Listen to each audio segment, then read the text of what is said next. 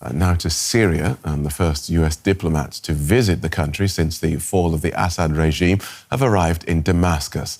They're holding talks with the rebels who now form the government and who the US and other states still classify as a terrorist organization. It's a sign of transition that's also reflected within Syria, where some members of the former President Assad's military are being integrated into the new order.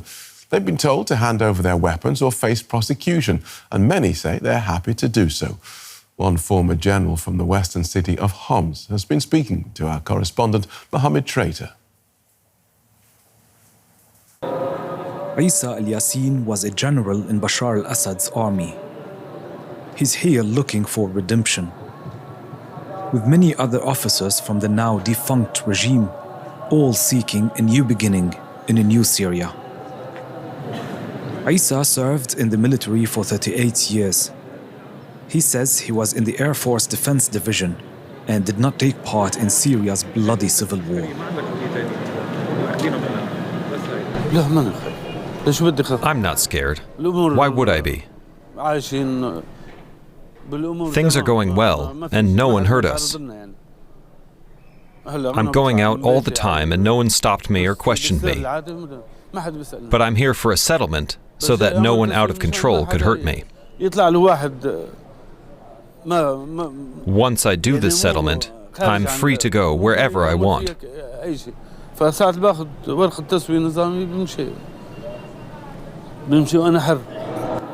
The police headquarters here in the western city of Homs is serving as one of many reconciliation centers that the new government has established across the country. Former officers come here to turn in their weapons and military ID cards.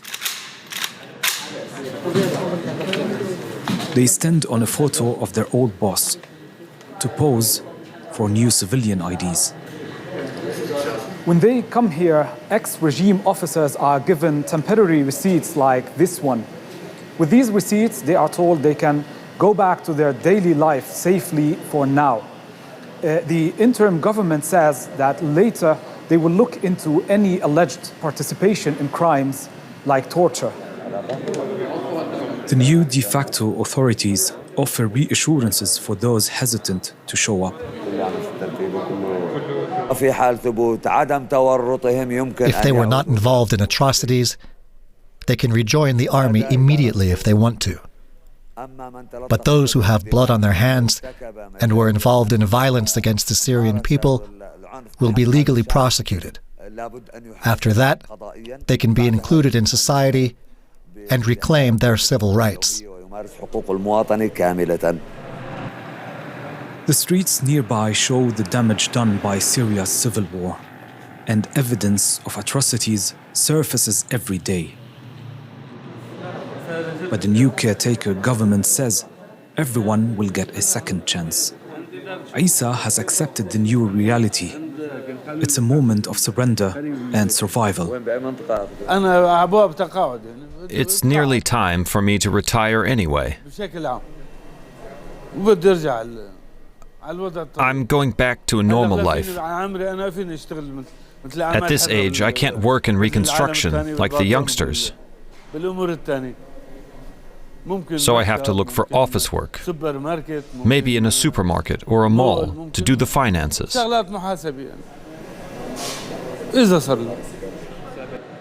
Even so, he offers to work with the new regime. It seems he may find a place here. We appreciate your presence here, and we value your expertise, and we hope that it would be beneficial for us. God willing. A general no more. Isa al-Yassin goes to build his future. Well, that report from our Beirut bureau chief, Mohamad Chreyteh, who joins us now from Damascus. Welcome, Mohamad. So at this early stage, and with the new government at least talking about justice rather than revenge, it does look as though Syria's reconciliation process has a chance of success. Well, I think it's either this or another cycle of dictatorship and maybe civil war. There's no doubt that a lot needs to be done in this process, but we've been speaking to a lot of people here in Damascus, and they've been keen on, reconciliation. They want reconciliation, basically, but this is conditional, of course. They want first to see some sort of accountability. They want to see those who were involved in crimes throughout Syria's 14 years civil war. They want to see them through a fair trial first, and they want to see, most importantly, they want to know the fate of their sons and loved ones before any sort of reconciliation.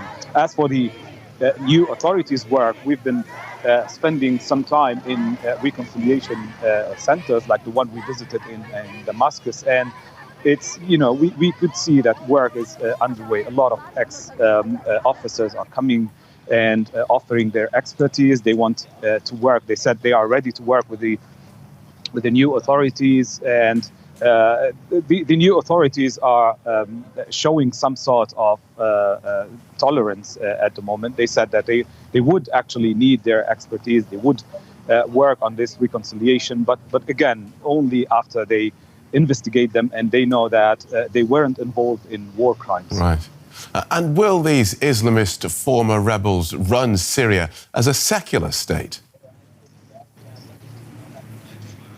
Well, it's really hard to imagine, but it's also hard to tell at this very early stage what the intentions of these new rulers are. We all know that they come from Islamist backgrounds. We know that the most powerful group, the most powerful man here in Syria today is listed as the head of a terrorist organization, and there's a lot of work that needs to be done for this to be revisited. And, as much as this is concerning to the West, it is also raising so many concerns among Syrians here who want probably a secular state or a democratic state. We've been yesterday at the first sit-in of its kind, where hundreds of people were gathering in central Damascus to call for a secular Syria, to call for women's rights, minorities' rights, and that is quite impressive here in Syria. It's quite new, and it's everyone is just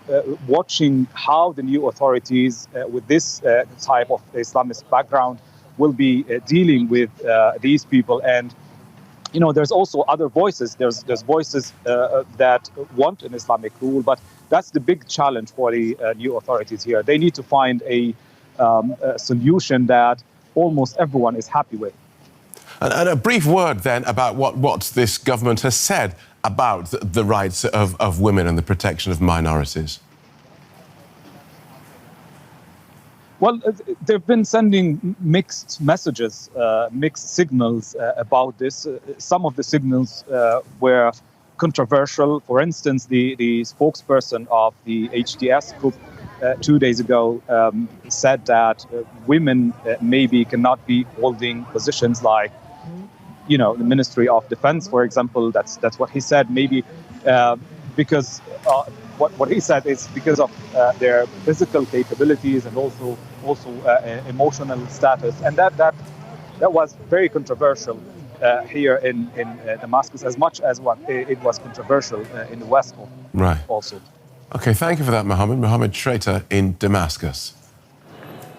Let's get more on this now from Burcu Ozcelik. She's a senior research fellow for Middle East for Middle East security at RUSI, the Royal United Services Institute, and she joins us from London. Thanks for being with us. Burcu, you've done extensive research on reconciliation in divided societies. From what you see happening in Syria, how would you describe the prospects for reconciliation there? I think for now, the HTS and the governing administration, the transitional administration, is sending the right kinds of messages. The indications are very encouraging in terms of inclusivity, in terms of extending rights towards minorities and recognizing women's equal participation in public life. Reconciliation is a complex process, and it is a process, and it doesn't happen overnight. Despite the correct messaging, it will take some time, I suspect, for the new interim government to be able to provide the right kinds of assurances to all segments of Syria's very diverse mosaic society, that they will be able to participate in the constitution of what is called the making of a new we, a collective identity in Syria that is that is post-Assad and that is looking forward to a new future. Of course, these are very early days in Syria. Justice and accountability, though, are always issues in post-conflict societies. What about those who serve the Assad regime in the Syrian military? Some are calling for amnesty for them. Others want investigations and trials. What do you think is the right way forward? There's a complicated balance, a fine line between justice and reconciliation. And many in the scholarship on post-conflict reconciliation in the past have drawn a line between the difference between making a choice between stability and moving forward versus seeking justice. And the latter, seeking justice and accountability, is, in my view, the more likely scenario to lead to a lasting reconciliation between those who have suffered at the hands of the brutal Assad regime and those who have been the victims. And so it's important to be able to give voice and recognize these testimonies of victimhood, of torture, of immense suffering that are coming out. And I think what we will see in the weeks and months, even years to come, is a vast body of evidence that documents the extent of the brutality under the Assad regime that account for, as many legal scholars have already indicated, war crimes and violations of international humanitarian law.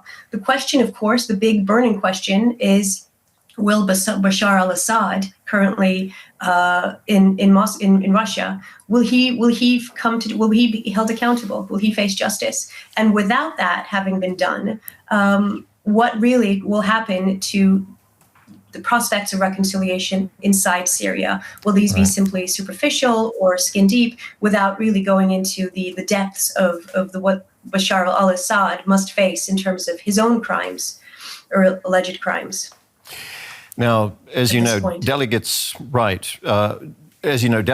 the U.S. are meeting Syria's new leaders today. What, if anything, can foreign countries like the U.S. do to contribute to the creation of a unified Syrian society?